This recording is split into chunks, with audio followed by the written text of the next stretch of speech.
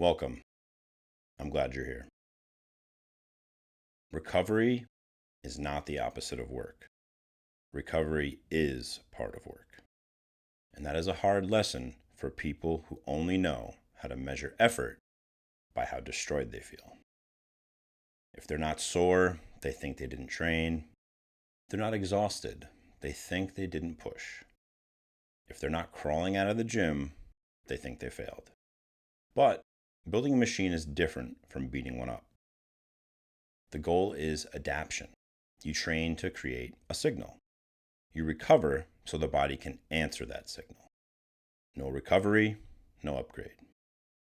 This episode is about recovering harder, not being lazy, not backing down, not using recovery as a disguise for inconsistency. Recovering harder means you take the rebuild as seriously as the breakdown. Because training is the stimulus, whereas recovery is where you cash it in. When you lift, you're asking the body a question. Can you handle this? Can you adapt to this? Can you become stronger for this?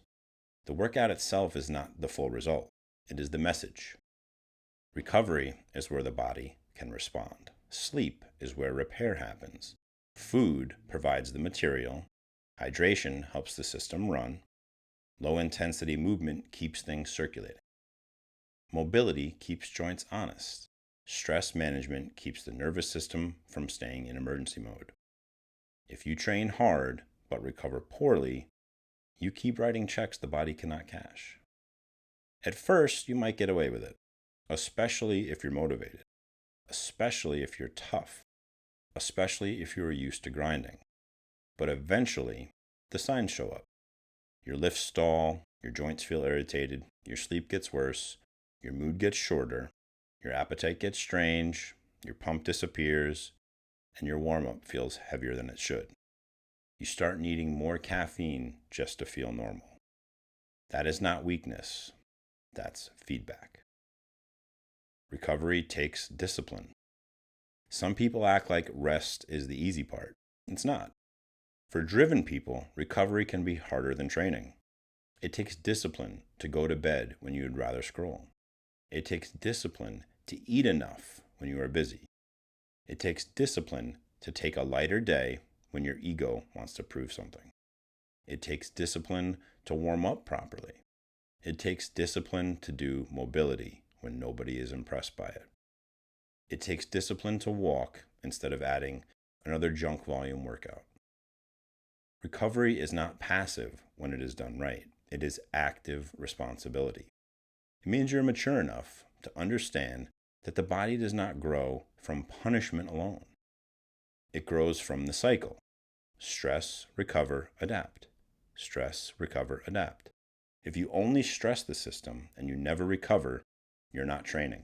You're accumulating damage. Recovering harder means you protect the cycle. Fatigue can wear a disguise. Fatigue does not always show up as obvious tiredness. Sometimes it shows up as irritability, sometimes as cravings. Sometimes it shows up as poor focus. It can show up as nagging aches and as well as losing interest in the training. Sometimes it shows up as needing hype just to begin. It can show up as making every set feel heavier than it should. This is why you need to know your own signals. A good lifter pays attention, not in a fragile way, in a skilled way. You track what your body is telling you. You notice if your grip feels weak. You notice if your warm-up weight feels wrong. You notice if your sleep has been trash for 3 nights in a row. You notice if your joints feel hot or sharp instead of worked. That information helps you make smarter decisions. A machine does not become stronger by ignoring the warning lights. Recovery is not an excuse to be soft. Let's make this clear. Recovering harder does not mean avoiding hard work. It means earning hard work. If you want to train with intensity, you need the habits that support that intensity. People want advanced output with beginner recovery. That is where the contradiction starts. They want to lift heavy, but sleep only 5 hours. They want to grow, but undereat. They want to push volume, but skip the hydration. They want better joints, but ignore mobility. They want focus, but fry their nervous system every night. They want to perform, but live like recovery is optional. That does not work long term. Recovery is not there to reduce your ambition. It is there to make your ambition sustainable. The stronger you want to be, the more recovery matters. Simple recovery wins. You don't need to make recovery overcomplicated. Start with sleep. Set a window and defend it. Protein. Get enough to rebuild. Water. Stop running the system dry. Steps or walking. Keep blood moving without crushing yourself. Mobility. Address the joints you actually use. Stress downshifts. Breathing, quiet, sunlight, time away from the phone. None of this is fancy, but the basics are powerful when you actually do them. Most people do not need a new recovery gadget. They need to stop sabotaging sleep. They need to stop skipping meals. You need to stop living dehydrated. Stop turning every rest day into a guilt trip. You do not grow because you found the most complex method of recovery. You grow because you finally respect the simple ones. You can see recovery problems in a normal training week easily.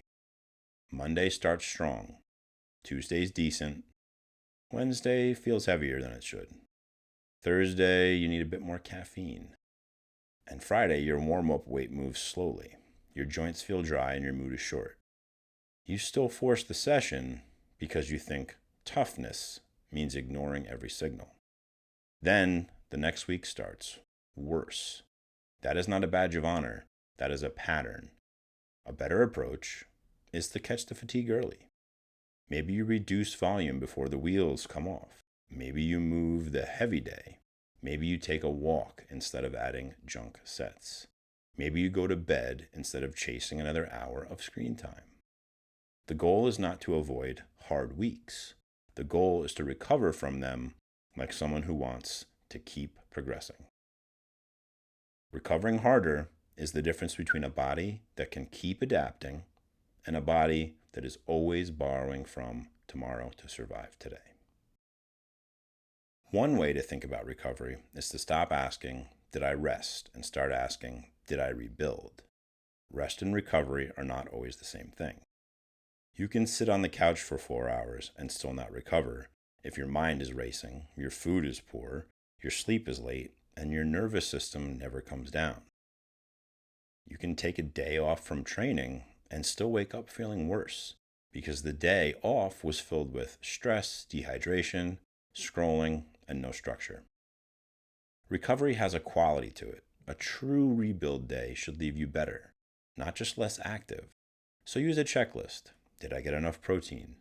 Did I drink water before I buried myself with caffeine? Did I move lightly enough to get the blood flowing without creating more fatigue? Did I stretch or open the areas that keep tightening up? Did I turn the volume down mentally at some point today? Did I give myself a real shot at sleep? That is not softness, that's maintenance. And maintenance is what keeps strong things strong. Look at any machine that performs under pressure. It does not only get used, it gets serviced. It gets inspected, it gets cleaned up, parts get tightened before they fail, and problems get handled before they become a breakdown. Your body is the same way.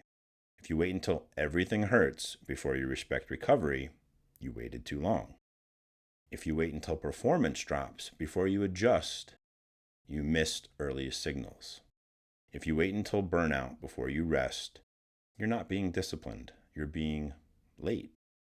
Recovering harder means you stay ahead of the breakdown.